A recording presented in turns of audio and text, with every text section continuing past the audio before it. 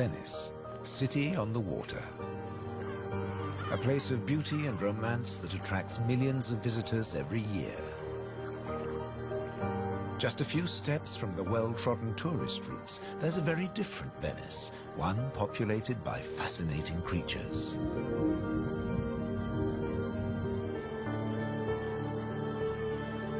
This film explores a Venice that few people ever see, a city that has a surprising double life.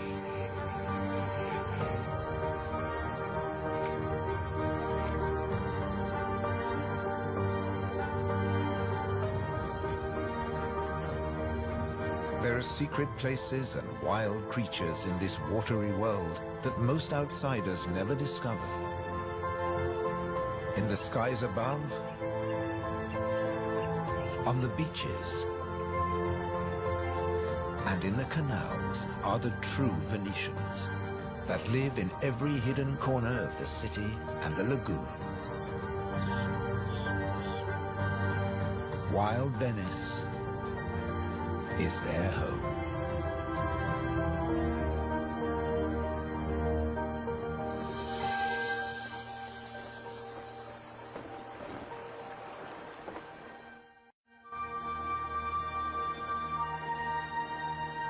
The city of Venice is built on sand, in a lagoon between the sea and the land.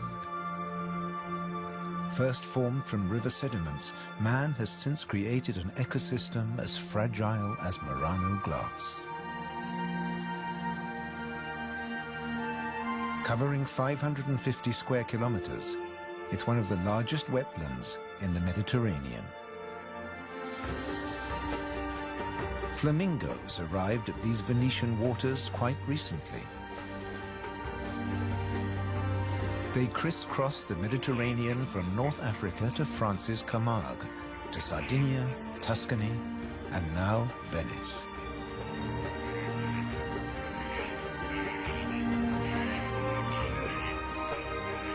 They feed on vegetable matter and small creatures they find in the mud of the lagoon. In the shadow of Venice, the lagoon is the northernmost flamingo habitat in Europe.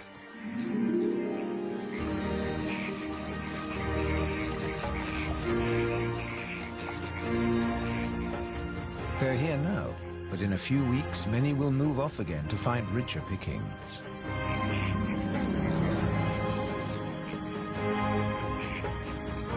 Their takeoff may look clumsy, but once in the air, their flight is balletic and elegant.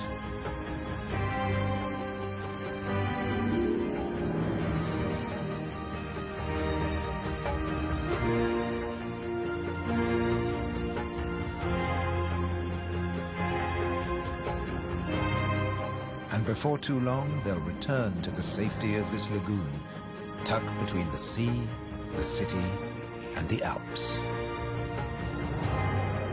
The distant peaks helped form the lagoon. The mountain streams washed their rocky sediment towards the sea to make this habitat.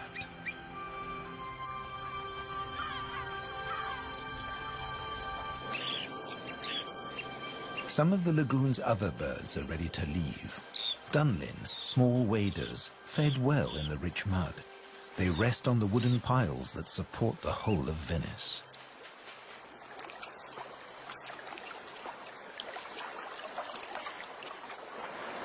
It's spring, time to head off to their northern breeding grounds.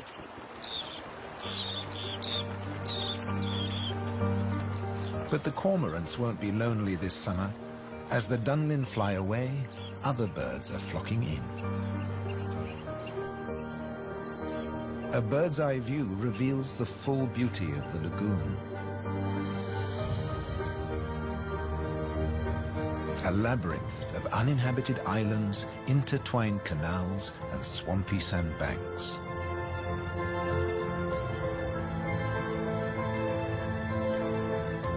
These marshy wetlands are known as the Barene. To survive here, plants need to like salt water and flooding. Natural arteries called gabi meander through the brackish gardens, keeping the lagoon alive. The same waters flow through the city. The curving streams between the islands became the magical canals of Venice.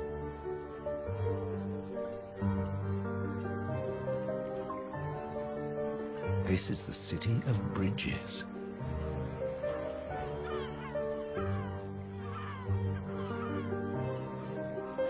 Visitors are mesmerized by the romance of the canals and the ancient architecture, and often miss the smaller, wilder sights around them.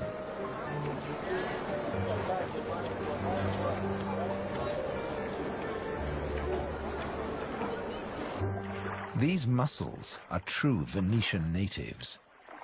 And now, in spring, they're breeding. The males spawn into the water, and each female produces up to 10 million eggs.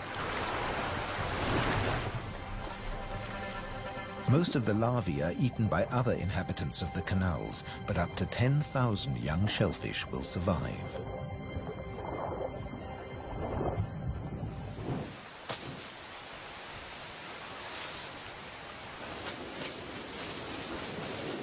Just beyond the city, colonies of birds are breeding too.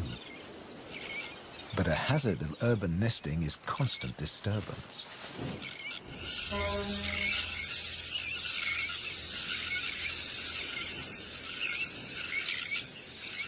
Little terns will quickly fly back to their eggs and can miraculously find their own nest scrapes in the crowded colony. Their cousins, the sandwich terns, lay their eggs directly onto the sand. If the terns are disturbed, they have little time for incubating their eggs. The sand won't keep them warm for long.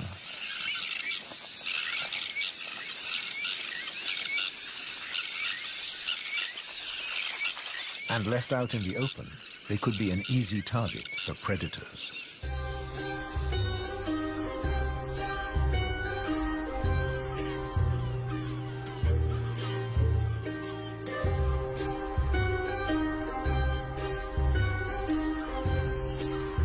Foxes are the biggest predators hereabouts. But from the air, he's easy to spot. The birds make it known he's not welcome anywhere near their nests.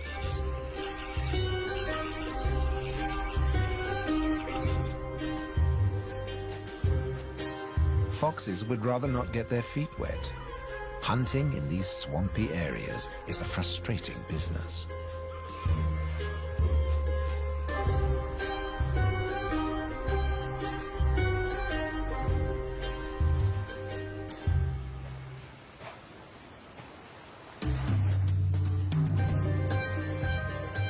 The grand leap disturbed another nesting bird. Now it's a question of following the scent.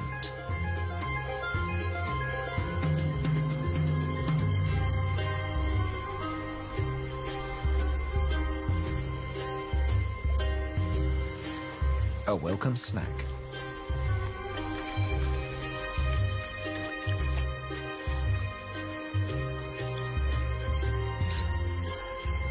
Just beyond the sand dunes is the busy colony.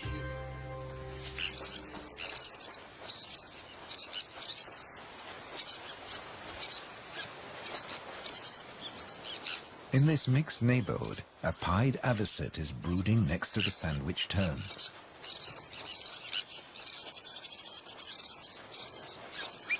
With nests so closely packed, there can be conflicting territorial claims with the common terns.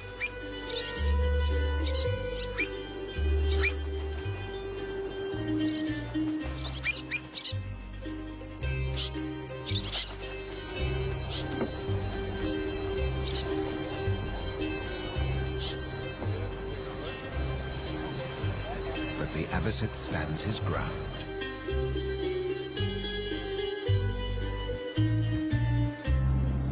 The Grand Canal is the main waterway of Venice, dividing the city in two.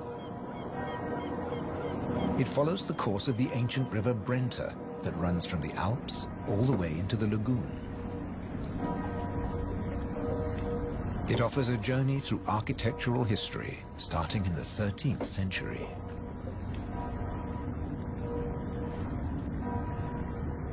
The banks of the Grand Canal have other surprises to offer, like Palazzo Malipiero's Rose Garden.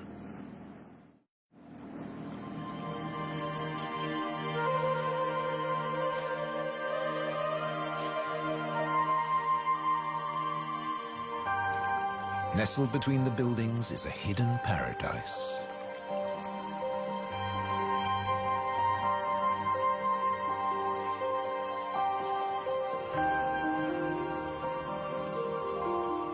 Now owned by a modern-day countess, it has been restored to its full glory, and no detail has been left to chance.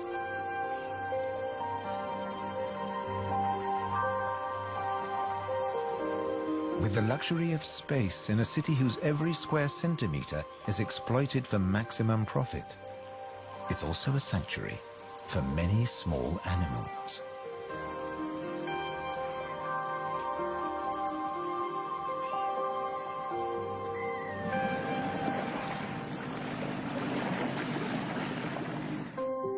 Every day, more than 50,000 tourists visit Venice.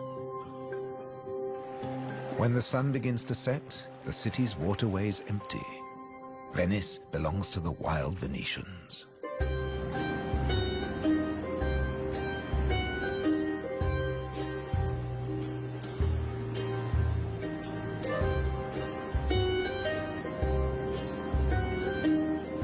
Rats prefer to search for food in the cool night air.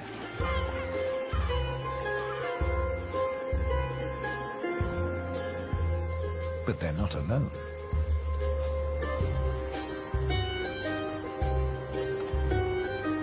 Pine martins are hungry too, and rats are on their menu. Pine martins are welcome in the city as they're natural rat catchers.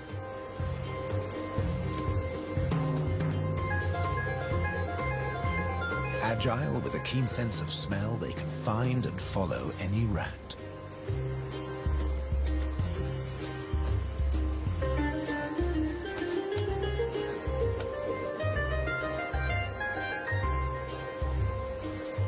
But they're endangered too. Since the rat population boomed, ironically, many martins have been killed by rat poison. The rat won the day, and the pine marten has to settle for dessert.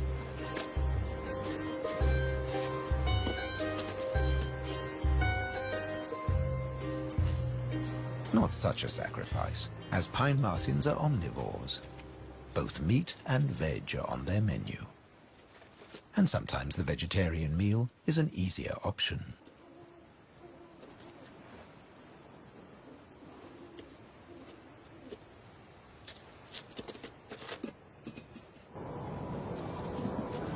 As the rat prepares to sleep, the city of Venice is beginning to wake up.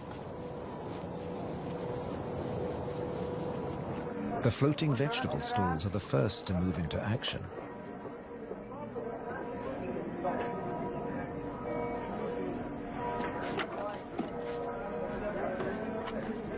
Soon these silent waterways will become busy highways again.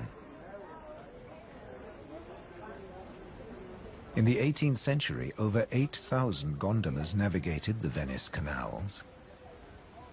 Now there are only about 400 left. Life in Venice may be moving with the times. But one thing never changes. It dictates the daily rhythms of the city and the lagoon. Twice a day, the tide rises and falls as seawater washes in and out of the lagoon.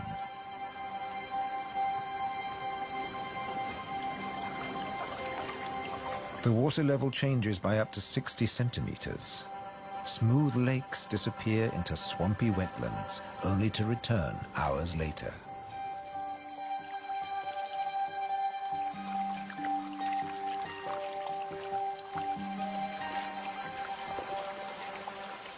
Retreating water levels reveal a surprise. Strange islands that look like complicated water mazes.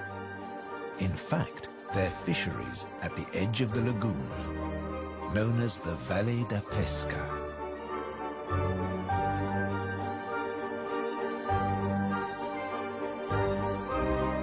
They've been worked by the same families for generations, using a simple but ingenious method.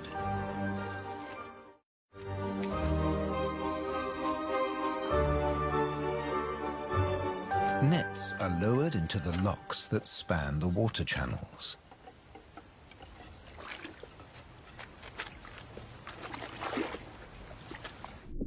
In the springtime, the locks bar the way to the young fish that stream into the lagoon to feed. The fishermen raise the nets and catch the small swarming fish in their thousands.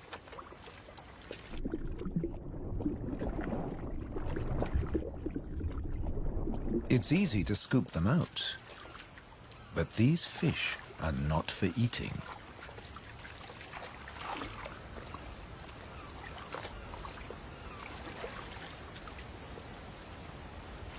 The fishermen place them on the other side of the bars and so trap them in the channels. Here, the spring fish are held under perfect conditions until they grow big enough to harvest.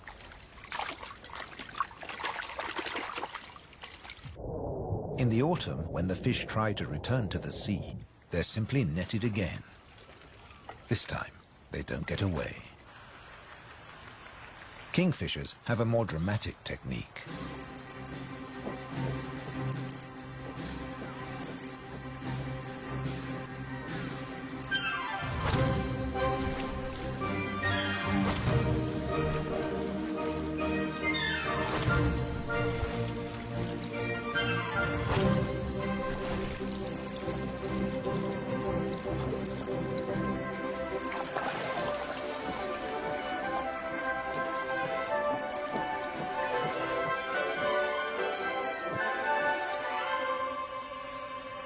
They catch up to 20 fish a day, but need even more if they have nests with hungry growing chicks.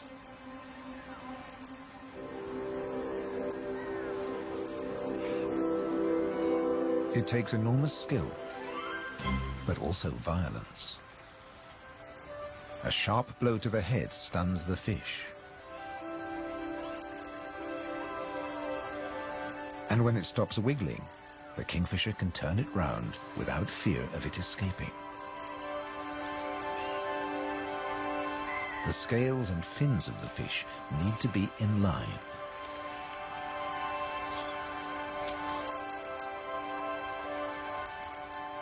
Now it's ready to swallow.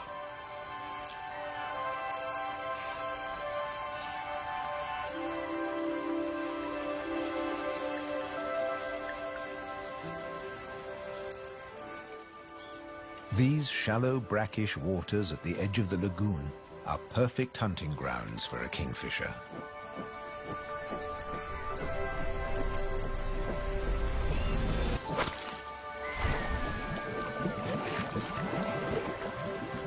But not every dive is successful. They'll snatch the odd insect in the air, but 95% of the kingfisher's catch must be made underwater. The cormorant has an easier life, as does the little egret. And some don't even get their feathers wet while hunting. There are plenty of fish in the lagoon, but they're not only found in the wetlands. These waters flow through the city too. And there are fish to be caught in the canals. Beneath the bustling jetties of the famous vaporettos or water taxis, wildlife flourishes. Even here, the little egret can fish where the water is deeper and turbulent. It's not easy to keep an eye on a moving target from a moving base.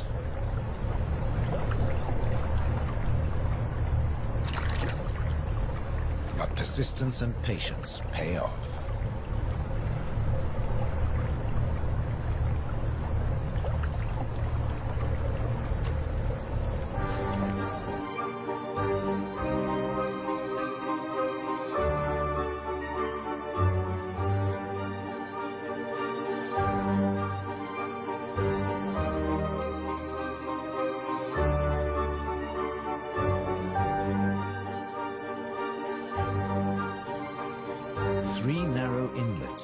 lagoon to the sea. They're known as bocche, the Italian word for mouth. In spring, the fish travel into the lagoon because it's shallow, warm, and full of food. And in the autumn, they travel back out to the Adriatic Sea. The lagoon's fishermen understand the rhythms of the sea. But there was one phenomenon that remained a mystery for many years. When they cast their nets into the rich fishing grounds, they were torn to shreds. The fishermen believed that water spirits were grabbing their nets and named the area the Tenue, or Hold Fast. The Hold Fast was in fact a jagged reef, an unexpected and magical aquatic paradise. These unique natural rock formations are similar to coral reefs.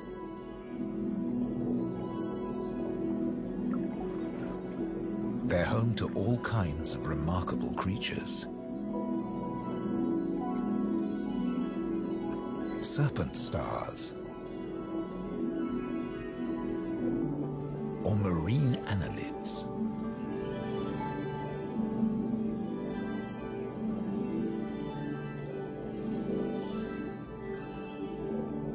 This precious area is now protected. Fishing is forbidden, diving strictly regulated.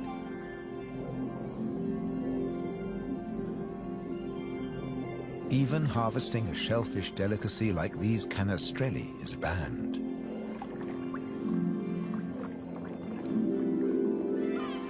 The city of Venice is lucky to have rich fishing grounds on its doorstep.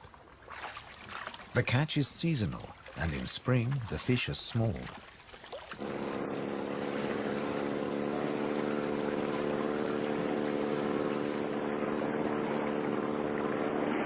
But the fishermen will go out, as long as they can find a buyer. Only the weather can hold them back.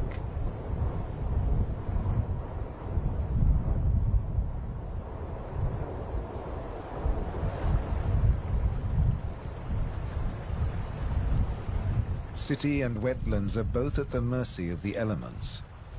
A storm is heading towards the lagoon. When rain-bearing clouds build up against the southern face of the Alps, and when warm southerly winds whip up the sea, water is driven into the lagoon, flooding the city and engulfing the swampland. This extreme high tide is known as aqua alta, and can be disastrous for ground-nesting birds. Thankfully, it's rare in the springtime. It strikes more often in the autumn. Storms can vanish as fast as they arrive, and the limpid sunlight that Venice is so famous for bathes the city again. In early summer, Venice teems with tourists.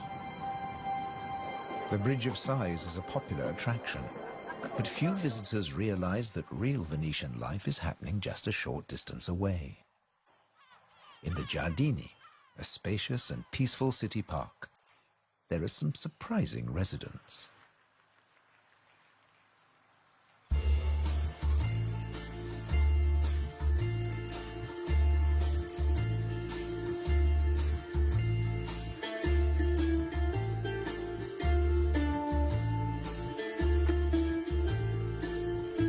This prehistoric-looking creature is an amorous green toad looking for a mate.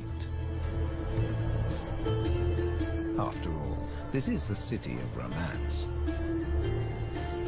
But for a toad, finding a partner in a city isn't always easy. Even a quiet park is full of danger and disruption.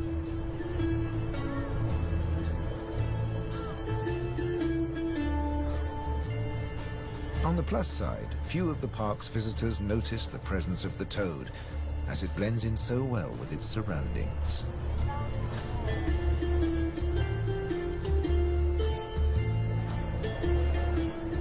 Another of the city's visitors is far more conspicuous.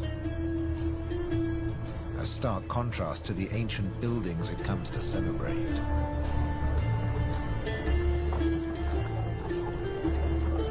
and a danger to the fragile city. The toad at last finds a more secluded waterside spot. Soft light, gentle fountains, the perfect place to mate. Venice is full of secret places hidden away from the main tourist routes. A traditional gondola repair shop nestles between the city's Zattere and Dorsoduro districts.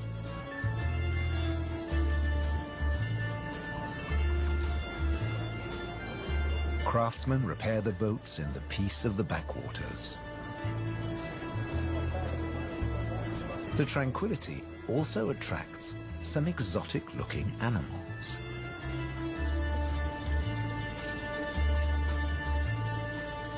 Geckos are not native to Venice, but they've settled in well here. During the day, they'll sun themselves on warm stone.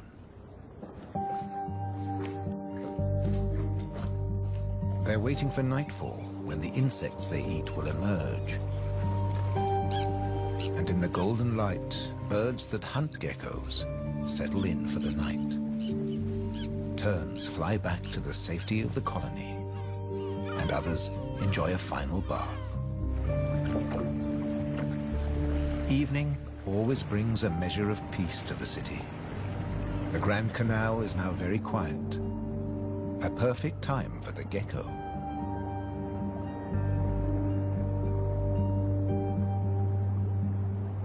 Geckos have evolved specially adapted feet that make them excellent climbers. Their toes are covered in millions of tiny branched flaps with incredible adhesive power, so they can grip and climb the smoothest surfaces, even glass.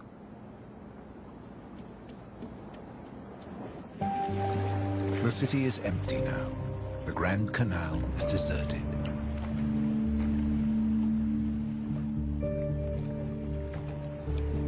The evening's activity has passed to Venice's bars and restaurants.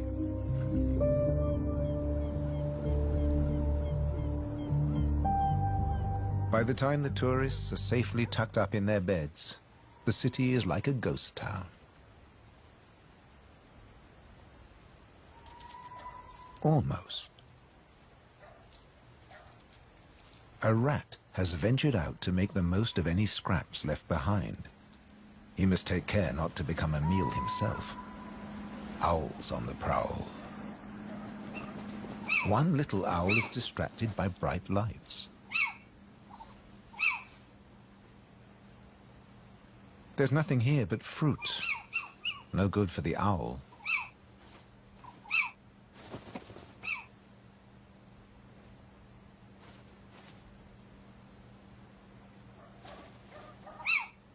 This house call hasn't paid off. Time to make a swift exit. The lucky rat will make it home tonight.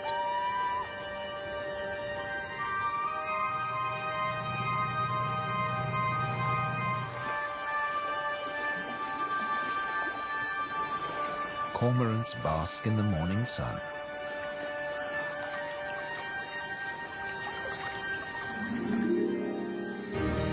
The terns start fishing early. The colony is now a hive of activity.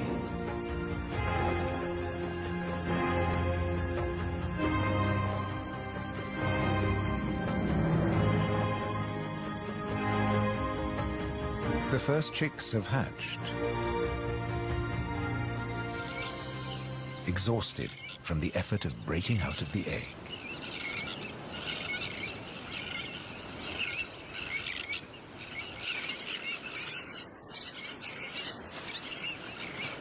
Around them, the colony has turned into a busy Italian restaurant as the adults noisily deliver their food.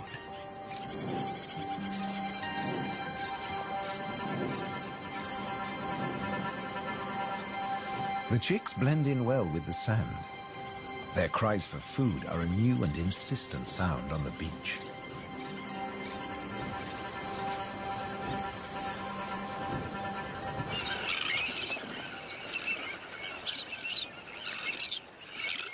Their Their calls are echoed by the adults, who do nothing else but feed these demanding youngsters.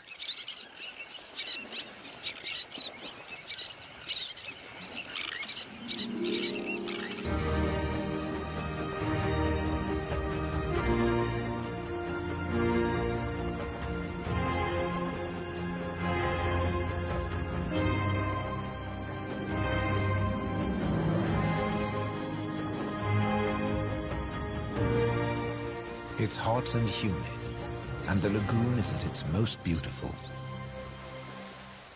The hot summer months are the quietest for the fishermen. They take advantage of this time to mend their nets. They work and even sleep here, with spectacular views of the surrounding wildlife.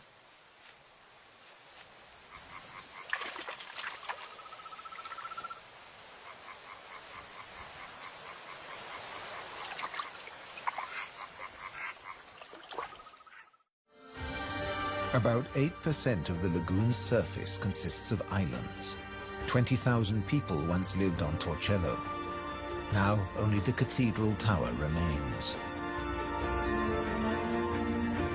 Burano is known for its colorful buildings. San Francesco del Deserto is home to a Franciscan monastery. The island of Madonna del Monte is being swallowed by the lagoon, but the ruins of its monastery still stand proud.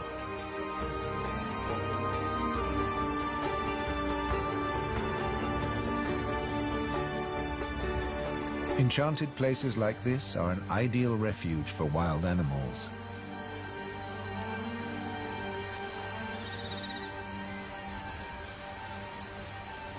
And the island's ancient monastery has some new inhabitants.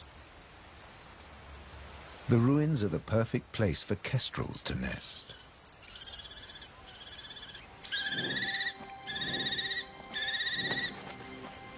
The hungry chicks are nearly as big as the adults and almost ready to fledge. Feeding this brood is a full-time job for both parents.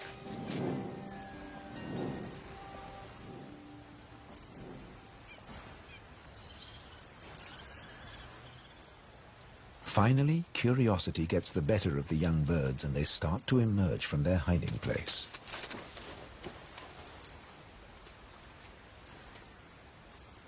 The first nervous explorer is soon followed by a sibling. They wait cautiously on a ledge, while one of the adults watches from afar.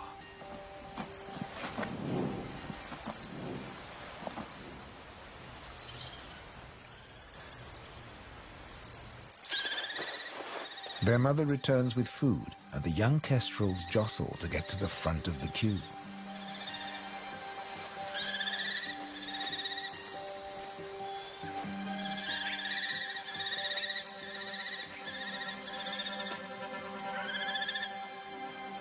The keenest and the loudest chick is fed first.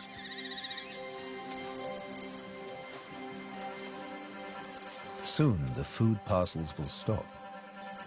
It's almost time for the young to leave the nest and fend for themselves.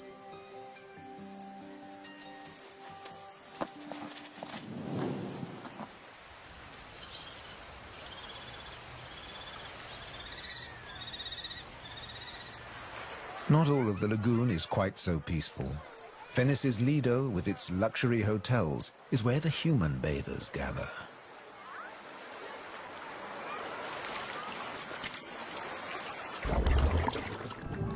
But even here, you can find wild beauty and tranquility.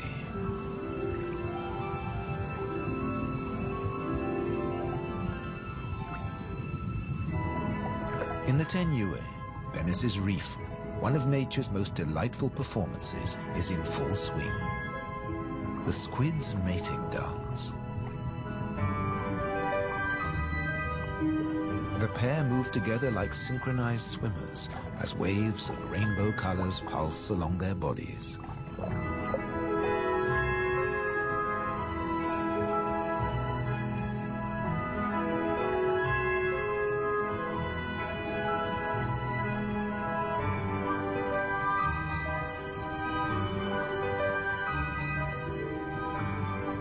It's like an underwater version of the Venice Carnival, complete with face masks and disguises.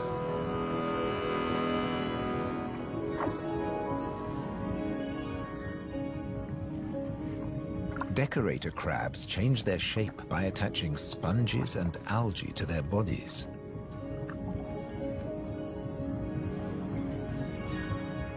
These bizarre disguises are excellent camouflage.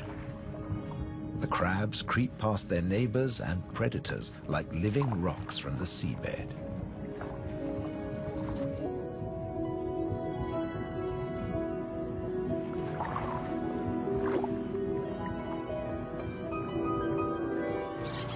The tern colony just beyond the city is flourishing. The chicks have fed well and are strong and healthy.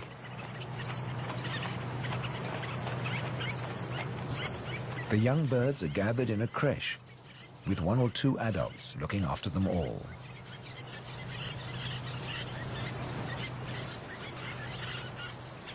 Today's lesson is elementary flight, but the teacher's demonstration is over in a flash.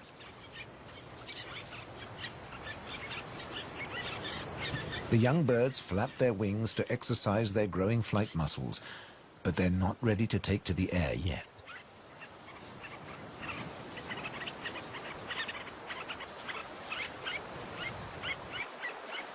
Before long, they'll be flying as well as their parents. The young kestrels are also preparing for takeoff. They bravely take the plunge and launch themselves into the air.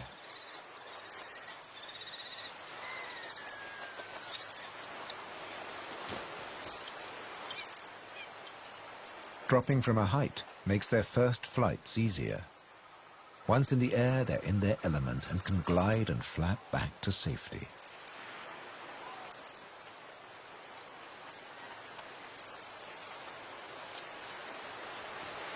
These first flights mark the end of their parental care.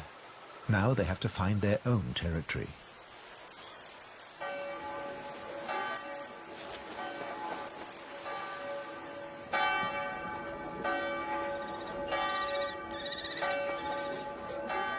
One of the kestrels has made its way to the nearby island of Burano.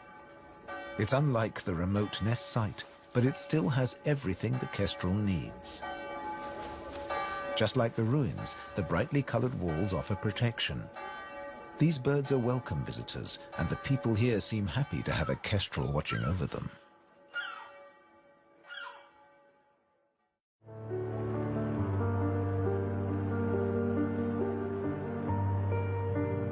Autumn has arrived, and the wetlands once again change color. A plant called glasswort is responsible for this blush of pink. It flourishes in the swampy salt marshes.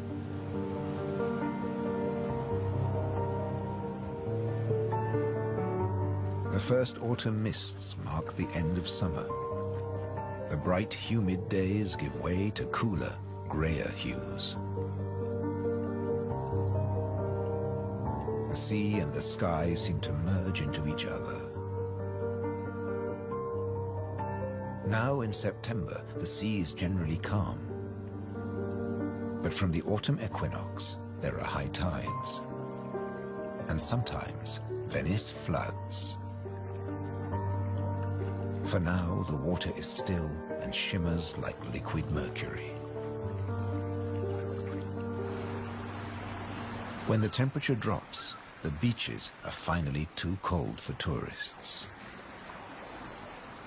Animals better equipped to bear the chill reclaim them.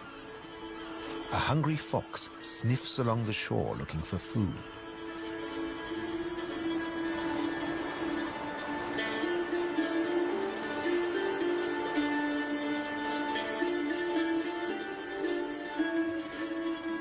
The fox has an excellent sense of smell and can see well in the twilight. It has picked up a strange scent. Something smells good to eat. But quite where this food is hidden is a mystery.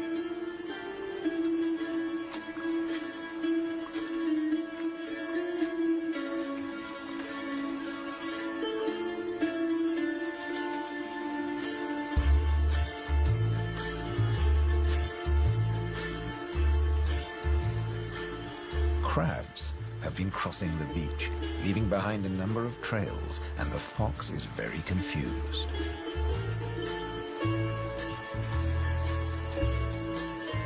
Finally, it follows its nose and comes face to face with a crab.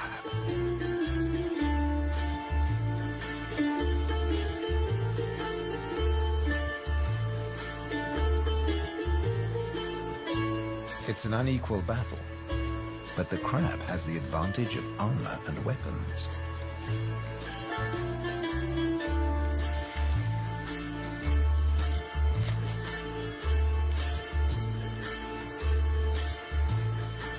This meal is more trouble than it's worth.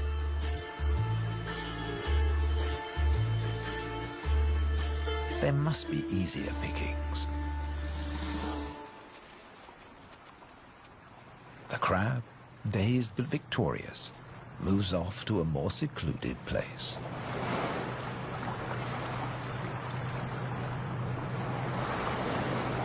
More crabs congregate on the shoreline looking out to sea. But just across the water, the residents of Venice are having a less comfortable time. The waters of the lagoon are creeping into the city.